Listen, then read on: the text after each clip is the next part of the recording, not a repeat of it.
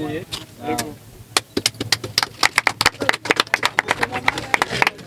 sinari kwemera yuko Rarijo aza kunjya amamiliyoni ngaha ari karangirira yintuzeye iyi design yo ngaha nari kugira nk'abandi mugabo navuze ati no ndashaka ko ibintu bigenda neza bibe professionnel so ibi byose sinovuga yuko byose ndabirangiza uko ndabishaka suko ariko mugano vuga ivyibanze kari sawa ni bon ariko ko azoca umunsi uko azoca umwanya nuko novuga yuko nzogerageza gukora ibiri ku rwego rwiza cyane baza bataza nta uzibira amazi turabandana rero novuga yuko Babylon nakumvise kandi mpore cyane rugamba nubwo udakomeretse nukomera saba rero ko dukomera cyane kandi muri plani zacu twirinde gushiramo abandi kuko nabo igihe ba planning ivyo hari gihe twiko tutari turimo rero niho hazoba hicaye secrétaire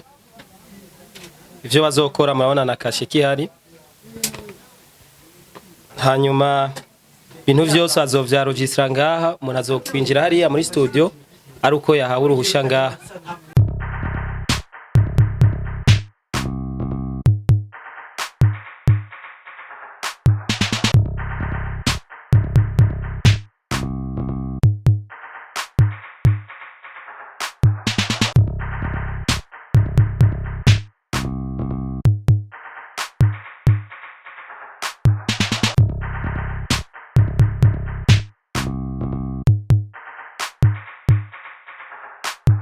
Yes, my people. My name is Radio. This is Loy TV in the place. You know what it is. Yes, son, Mr. Radio. I'm back again. And I got rero. Hamuda kugira byinshi muri entertainment. Hamuda kuzanira aba hitmaker. Kuri mikro ya Loy TV. Ready easy gentlemen. Kora subscribe right now kugira ngo uzurabona professional interview. Uzurahabwa update news. Yes, kuri kamera uri kumwe na Elfage Carf Blow. Urabona flash. Sana kabisa ambwiye ati ibintu ni fresh sana. Yes, muri cya kiganiro tubabwiza ukuyisho cya kiganiro kiguha akajyo keza akukumenya amakuru y'ivyamamara ati mbega ivyamamara byacu bibayo gute. Uno mwanya tuvugana right now Loy TV turi mu Kanyosha Ken City kwa ba Fabilove kwa ba Sapi ati twagiye mu biki twagiye muri place conference ya Fabilove Kshan boy yagiye kutwereka ibintu bishasha amurasa kwimenya mu kanya gatoya cameraman Resgiri yagiye kutwereka avuga yuko ni Fabilove reka ndakwibiri banga maze ni Fabilove nakubwira yuko uno munsi azakulaunchinga studio cyangwa se label yiswe Kshan boy Reacord. Cameraman Resgiri ibindi turaza kwibona Loy TV tubabwiza kuri show. We love you so much cameraman Resgiri.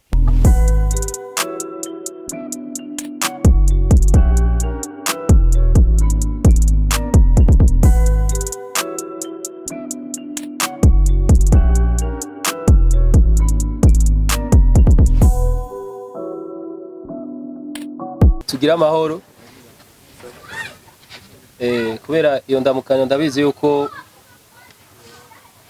abenshi ntibakunda kuyikoresha ariko musanzwe niyo ndamukanyo ya yo kawaida hanyuma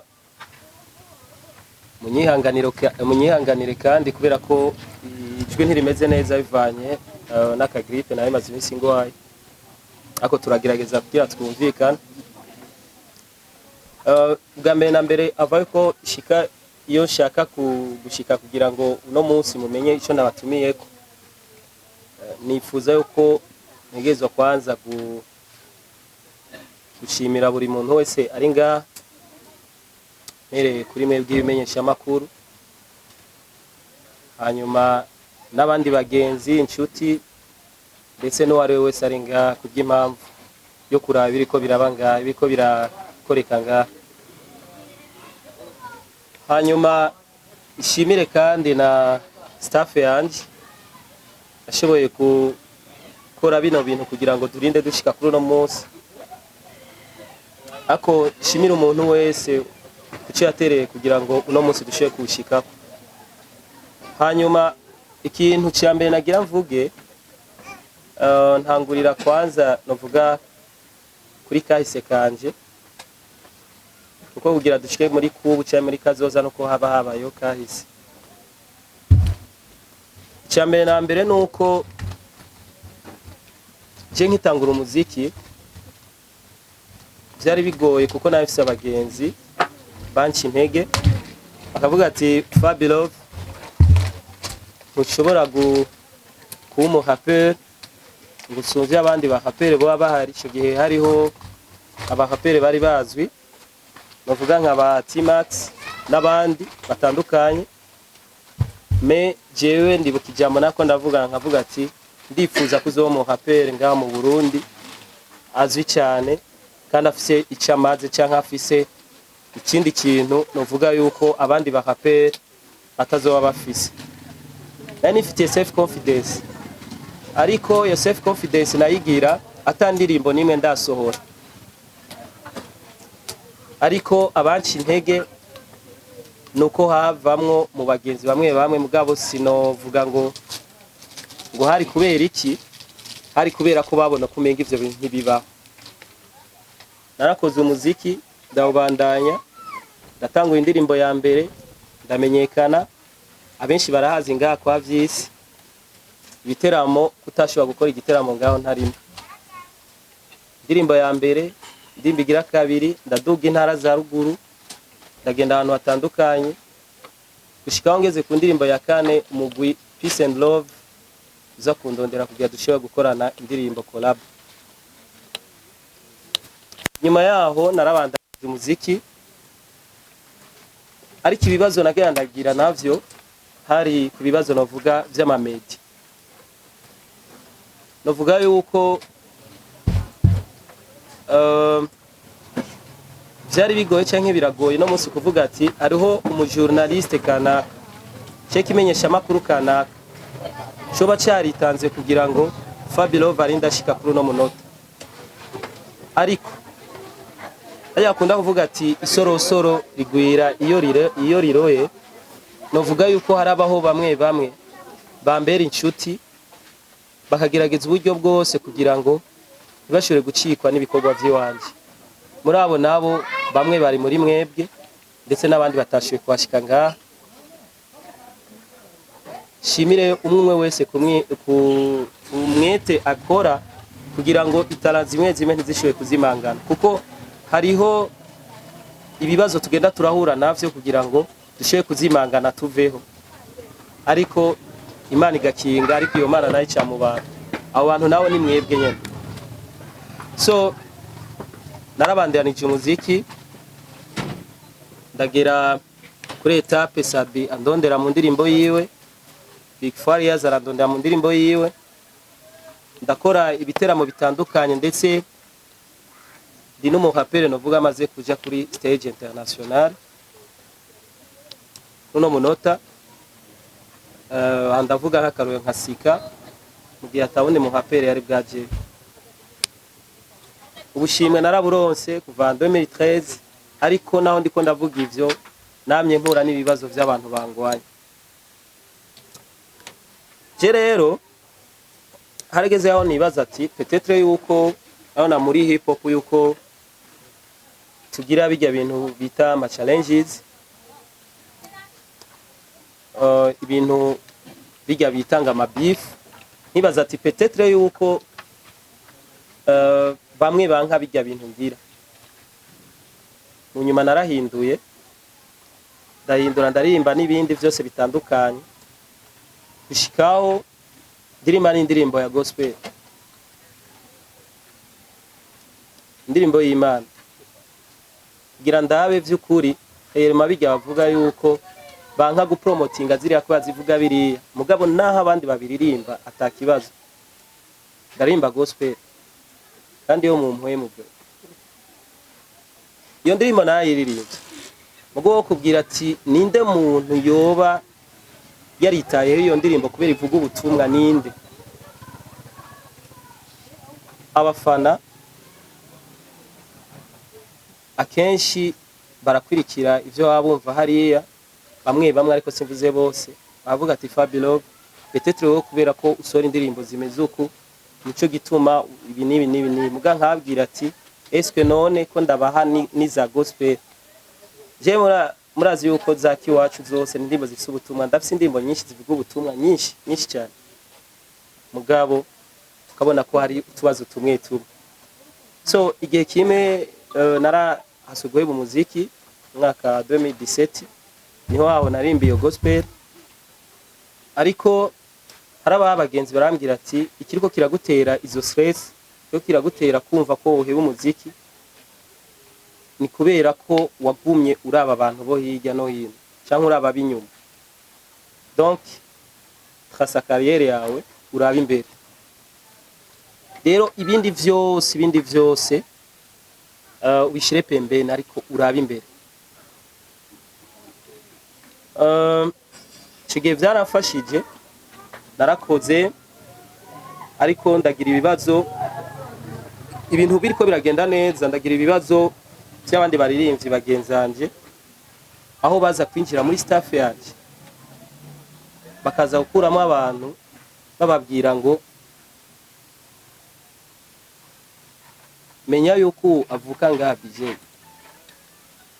ariko wowe nawe umenye ko twiviriye yari mu makantu kubera iki uza gusapotinga. So ivyo vyarabaye kandi nubu hari ababikurikiza ibintu vyo gutwara intara. Ico ituma bimbabaza kenshi abafana iyo bariko barandika ibintu kaza wumva y'intara kanaka ngo yaserukiwe, bijya bintu biba bifise ikindi kintu vyinyegeje inyuma. So naho bimeze uko jewe narabandanije urugamba kuko ntigwa mpishije abaririmbyi nka bose novuga yuko bamaze kubaka amazina n'abantu batahura umuntu yitwa Fabilove, yaba Lorilo, yaba Big Fizo, yaba Sabi, yaba Natasha, yaba Cedric Bangi, yaba abaririmbyi bose n'abakidumu bose n'abantu novuga yuko ingabira nanje barayizi kandi bayakira neza. Kubw'ivyo rero vyarampaye kwerekana ati abantu bako barangwanya ni ba bantu bashaka yuko jewe ncika intege kugira ngo ibintu bigene neza. Sino nta muntu yo kwirengagiza ingabiro no yiwanje canke intambwe no wamaze gutera mu vyerekeye muri no industry music. So jewe narabandanije ndakora, haraza ibintu vy'amaward bitandukanye mugo ukabona ko bimwe biza ku ntumbero yo kugira ngo vyerekane yuko Fabilove atakira umuraperi, igatanga amaward naho nokora gute muga bidashobora kuma award. Ivyo vyose nagiye gusanga ku bwanje ibintu bisanzwe cyane. Barambwiye ati Fabilove uri kuririmbira award cyangwa uri kuririmbira abafane ba, kandi agiye gusanga ari byo. So kubw'ivyo rero novuga ati impanuro z'abantu twagenda turavugana canke uko nanje nitahuye cyangwa uko nakuze mu mutwe vyaratumye nanje ngumana zanguka. Nico ituma muzobona nimba hari abantu bangurikirana ku marezo sociaux barabona jewe uko mvuga amajambo make, mvuga ibintu biki. Wanashima ubu niho nkora ibintu byinshi par rapport y'igihe navuga amajambo menshi mugabo ntavyo abantu bamenye. Cyaratumye nangura kuronka nakabiri naho ubukagiye kubera ko nariha amahoro jewe ubwanje. So bandanije rero bamwe barabona ati Fabilove turabona yuko ufite le courage, turabona yuko uri kurabandanya ukora. Bamwe barananyizera bavuga ati turifuza ko hari ikintu tuzokorana, aho ndavuga comme partenariat, aho ndavuga nki label yitwa 26 Life arashobora kuza aravuga ati turifuza gukorana nawe. Ngira barakunda kubona hashtag nkunda kugira ya 26 Life ariyo Bain Turo yaje aserukiye ngaha. Ndanabashimira bavuga ati turifuza ngene koma twoshobora gukorana bivanye n'ingoga babona jewe mfise. Hanyuma guhera mu mwaka wa 2020 mwaka wa 2021 kubera ibibazo nyene tugena turahura navyo ibibazo byose tugena turahura navyo ugasanga umurimvyi yakwamugirira ibi cyangwa bamugirira biriya jewe sinzi ko meze nk'abandi mugabo je unkoreye ikintu ngenda kurondera inyishu yacu Dimi no munsi naje kuri studio yawe ukanyicarika amasaha 2 hajya uri kuravugana ni baby ari naca niga koma nzoshobora kugura icuma nanje nzoba niyarujise nimba unyima ijambo kimenyesha makuru cyawe nkiyumvira ati kubera iki nanje ntokwiyumvira ikimenyesha makuru ciwanje shobora kuza byose bira none ababirondesa abantu nkatwe so ivyo rero novuga yuko guhera 2021 naratanguye ngura amabuye musenyi sima mabati biki gushika ndashika ku ntambwe yo kuba mfise inzu ntoyi ariyo yiyi mubona ngaha aho nemera kwiyima hano akavuga ati Fabilo bagenda n'amaguru nta modoka afise abatunzi n'aba bafise imodoka Fabilo baracyari mu sinze nyene ibintu birebire ariko ajya amafaranga bagura ziya modoka nanje nari kuba nayifise gushika kuri no monota ariko ndemera ndiyima ndavuga ati no ndafise ico shaka gushikako no ndagura ivyuma naho nagiye ndahura n'ibibazo bitandukanye umva guhera 2020 gushika no munsi umva yuko haraciye imyaka irenga 2 so gushikaho rero nshika ku rwego ira studio record ari no munsi za kubereka nyene mu foto indani murabe studio ntwaye uburyo butari buke vema na mamiliyoni 100 sinari kubura ikindi kintu nari gukora mugana avuze ati je sino kwikunda je nyene ariko ndashaka yuko bizomfasha je ariko bifashe n'abandi kuko hariho benshi ngaba bafise ibintu mugabo uzosanga bavyifashamo bonyene ico gituma uzobona kenshi nkunda kuba afise urundi gwaruka muravyibuka ngira bamwe abamperuka kera narekanye ugwaruka nafashe ibintu vya hip hop rero nubu narerekanye Kshan Kid naho nashoboye kubaza no munsi ariko Kshan Boy no munsi ntikiri aka ya Fabilo no munsi ni label ya no munsi ni label izobirimwo ugwaruka nka Kshan Kid ariko kandi harimo nabandi ba Kshan Boy nyene bakuze barahari kiretse ko twebwe nifuza yuko buri kintu cyose kiba kiri professionnel sinifuza kuzoza no muntu imbere yanyu tutaraheza ivy'amasezerano neza kandi amasezerano yorohereza uriya kwanyorohereza na jewe ya nuko rero ibintu bimeze ndazi yuko bamwe bavuga ati mbega ibiciro bigiye kumera gute byose tuzobamenyesha ariko azoba ari igiciro kitari munsi cyane y'izindi studio ariko kandi ntituzorengana izindi studio kuko twaguze ivyuma vyiza se quality studio turemerera dutwara amahera rarijo yaje kungirira ari indani ngira weyo bivuga twaya amamiliyoni atari make kugira ngo ashobore kugirira ibintu vyiza ari indani nta manager fisi byose ni jewe ibi byose muko murumva awe ndiko ndabeshera byose ni jewe jenyene naco gituma hari ivyo ntishoboza nivyo bivyo rero nshobora gusaba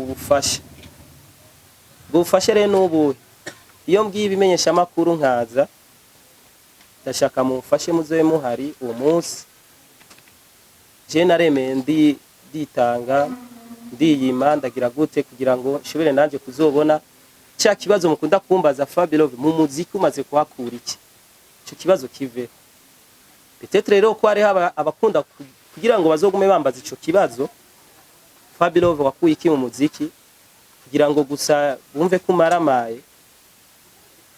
Peut-être bamwe ngira nibo batishimiye kuba wumva yuko ari indi ntamwe no shaka gushika, ariko kandi haro nabandi batasivye kugushaka kwabo bafatiriwe kuko bose ntiboronkera umwanya riri, abo nabo nta kosa ryabo. Ariko hari abandi vraiment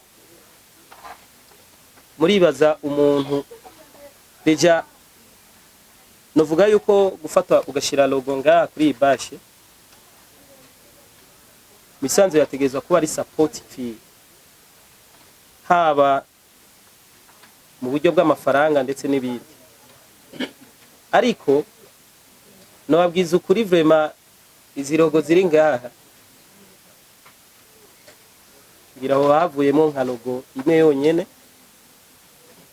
yonyene ishobora kuba yaramfashije naho nyene mu kugira ngo runo rubanza rushobore gukora kino munsi.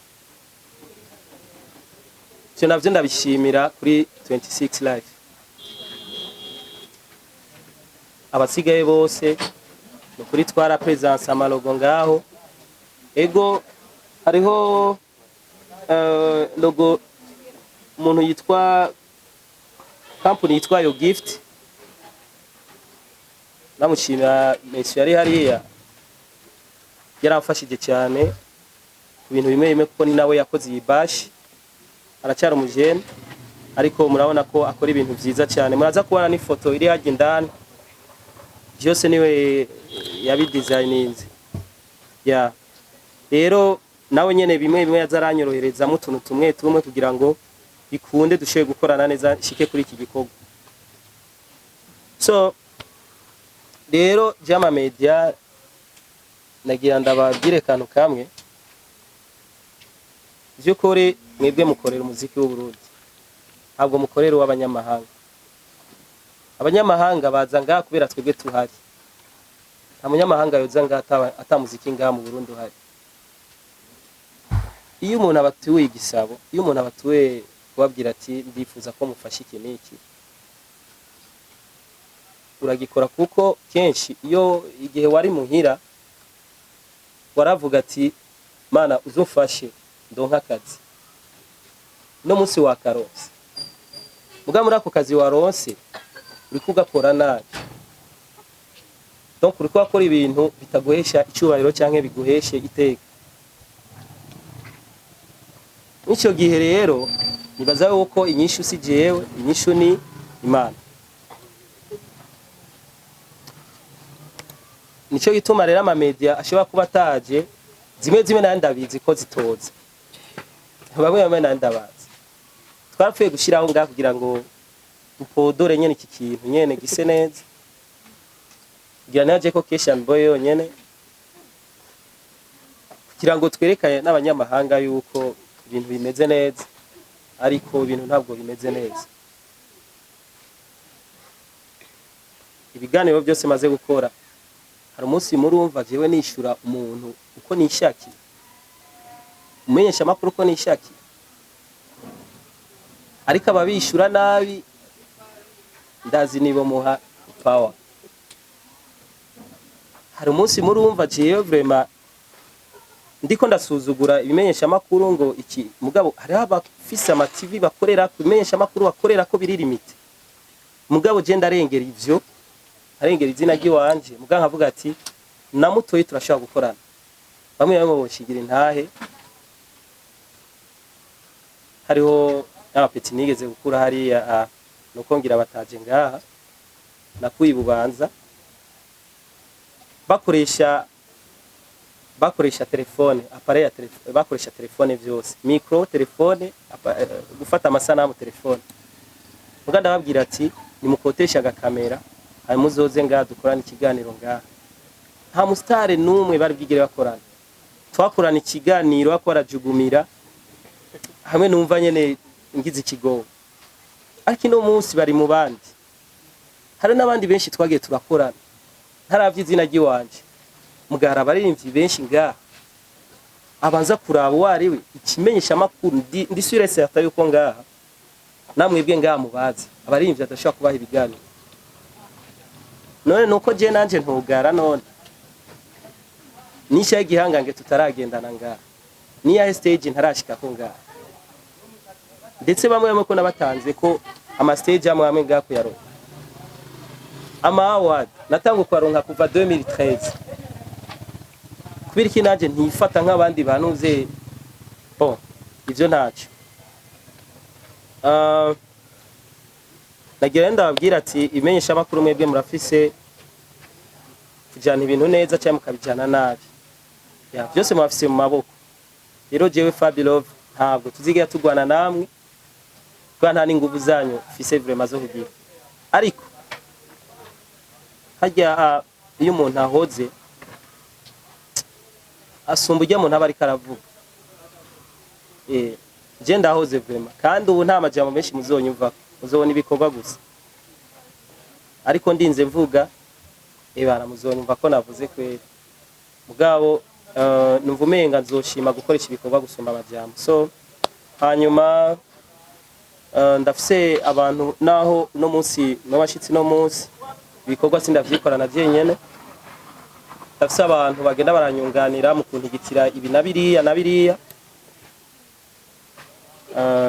shimira wabegwa fashion best umutipe yambaye nahaguruke muone ya niwo nyene ndasaba kumukomera amashi vraiment abone cyane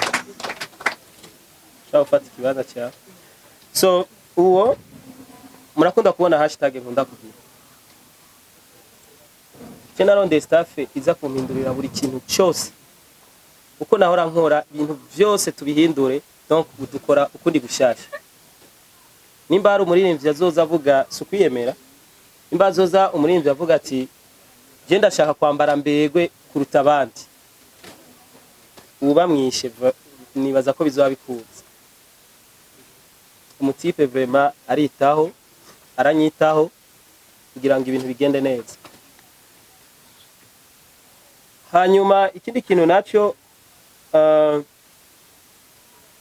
haraba habunganizi bakurabira ama social media yawe karaba ama konti yawe ibintu bitandukanye nibaza ko aratandukanye n'abandi twahorana uwo nawe n'uwitwa J-Light uyu nawe nyene ndamusabye ko yaguruka kugira ngo kuko muri staff yacu ntacyo cyaka kunyegezamo ya mukomera amaso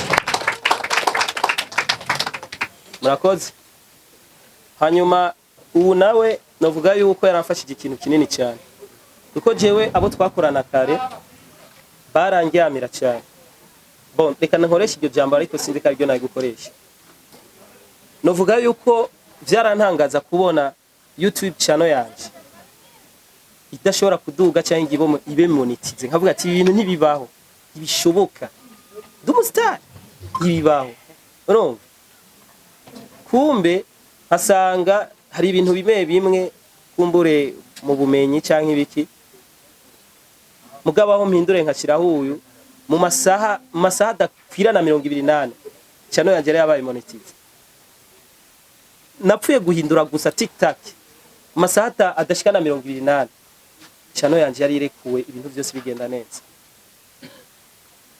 ndetse n'ababone baraduga ndetse duca dusanga hariho na invitation office yo mu Bufaransa cyo kwibaza yego ese invitation kuri RFI ibintu byabaye kuri RFI mugabo usanga nta kintu na kimwe bigeze banyishurira donc birambabaza ariko ndavuga ati ntacu izi ni ama challenges umuntu acamwe dakauka so rero nico itwana navuze ko shimira staff dukorana ubu hari ibintu bimwe yitaho cyane ugiye kuraba imbuga zanje zimeze murabona ko zirafise akarusho kwa raporo yo mu minsi iheze ya hanyuma ikine naco studio yanje uko twaguze ibintu novuga yuko bizimvye cyane tukamera tugakoresha ahantu novuga yuko tugakorera muri location imeze neza nifuje yuko no mu producteur vraiment azora mu producteur abizi cyane abizi kandi afise novuga CV muri no industry.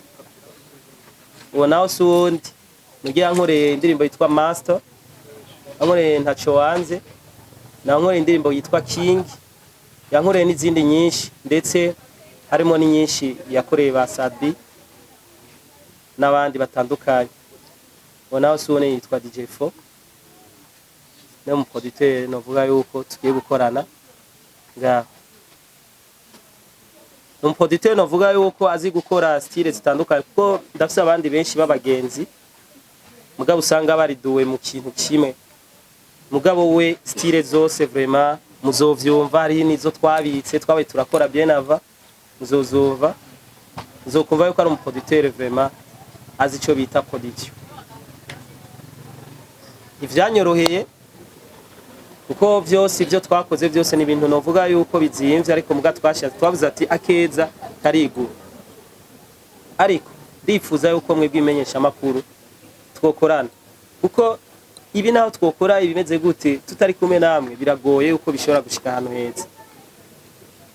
So rero kubw'ivyo nashaka nawe nyene Jefo mukomera amashi kubera yemeye ko dukorana bwe. Jambo ni ryo araza kuca bandanya n'ibindi bikorwa bibandanya. Murakoze. Okay, murakoze. Abakobwa asanzwe hari mu bateguye runo rubanza.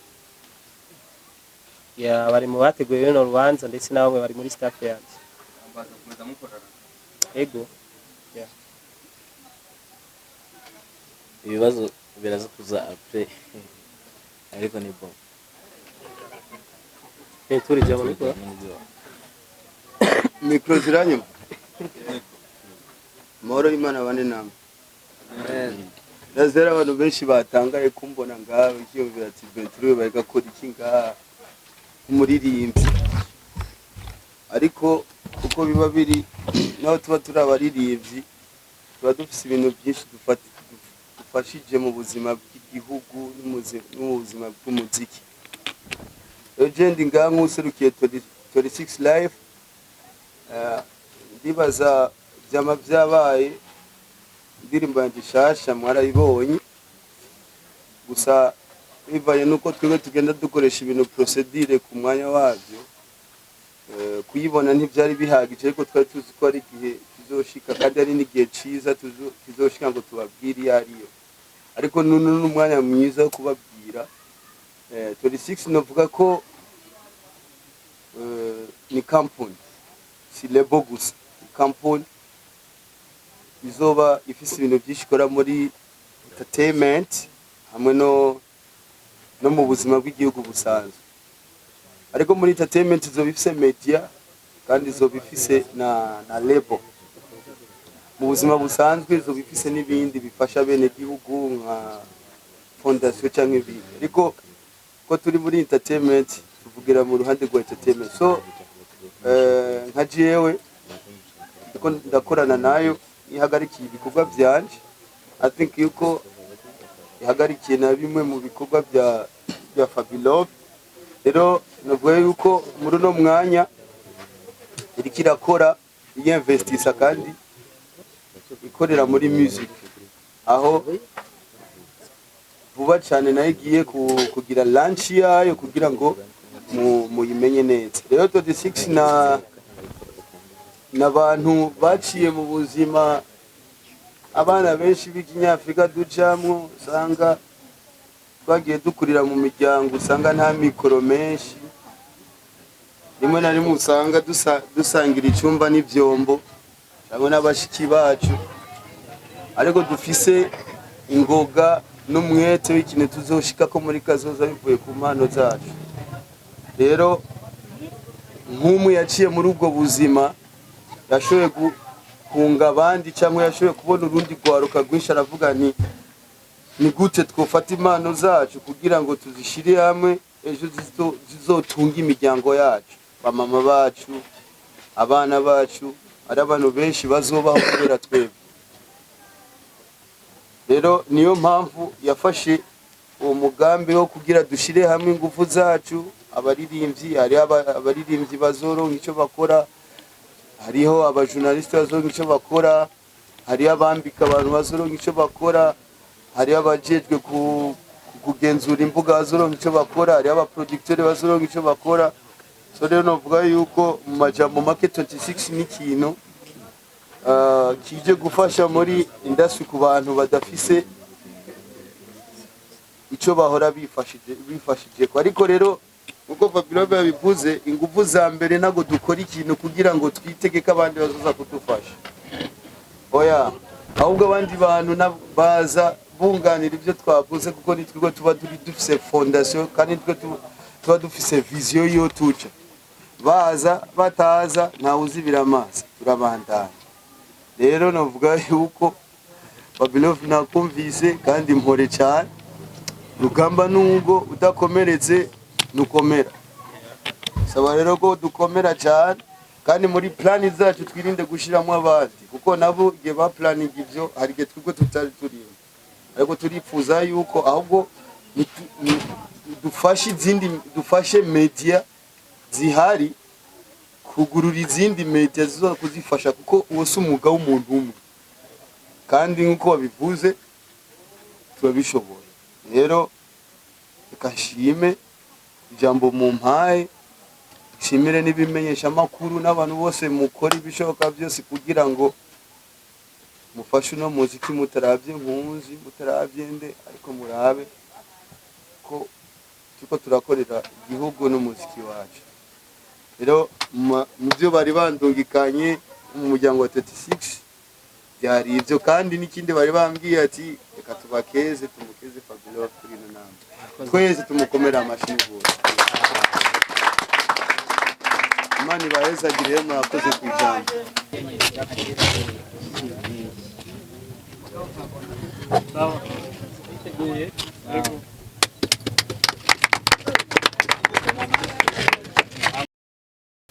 Bo, rero niho hazoba hicaye secrétaire. Ivyo bazokora murabona na kashe kihari. Hanyuma ibintu vyose azovyaregistra ngaha, umuntu azokwinjira hariya muri studio ari uko yahawe uruhusha ngaha. Ya Arrêt ni muri secrétariat. Hanyuma nibazo ko mwamaze gufata amasanamu yo ngaha kubw'urukundo dukunda uno mwuga nyene turimwo. Reka ibintu tubiha agaciro nkuko natwe dushaka yuko dushika ku rwego rw'abandi, reka dukora ibintu biri professionnel. Sinari kwemera yuko Rarijo aza kunjya amamiliyoni ngaha ari karangirira yintuzeye iyi design yo ngaha, nari kugira nk'abandi mugabo navuze ati no, ndashaka ko ibintu bigenda neza bibe professionnel. So ibi vyose sinovuga yuko vyose ndabirangiza uko ndabishaka suko, ariko mugano vuga ivyibanze kari sawa ni bon. Ariko ko azoca umunsi, uko azoca umwanya nuko novuga yuko nzogerageza gukora ibiri ku rwego rwiza cyane. Rero iyi ni intambwe, nibaze yuko atari benshi ngaha nta murapere nibaza ko yoba yari bwakore bino bintu. Bakunda gusuzugura umuziki wa hip hop nta kiwuvamwo. Je nta kandi kazi nkora, nta kindi kintu nkora, ni uwo muziki nyene wa hip hop nyene niwumpa ibi vyose mubona, nta kindi kintu vraiment nkora, nta manager fisi nyuma, nta kintu na kimwe, ni ibi nyene gusa. Hari abantu benshi bakunda gusuzugura ama concert, nivyo DJ Paulin n'umuntu yorganiza ama show meza, ariko ndifuza yuko nandi mashow mwabaririmbyi mwe muzora muyitabira n'ibindi muvyitabire bibazanira agafaranga. Ugasaba umuntu ariko aragusuzugura ngo witabire show mukanyosha, we ntuzi amafaranga bampaye, sivyo? Sasa we witabira izahajya gusa za VIP kutarakora ibintu none bimeze neza cyane. So rero zijya show nyene musuzugura, zijya nyene nizo nagenda bika bimwe bimpamwo ibintu bimwe novuga yuko igice kinini c'ivyo mfise nga muri studio, ariko habaho n'ayandi mafaranga ashobora kuronka ku kwizegwa kubera ibinyene. So rero novuga yuko ndagisubiyemwo, ndazi ko ariho benshi bacagenda avuga ati Fabio ari muri management. Nta management fise vraiment, nta management fise.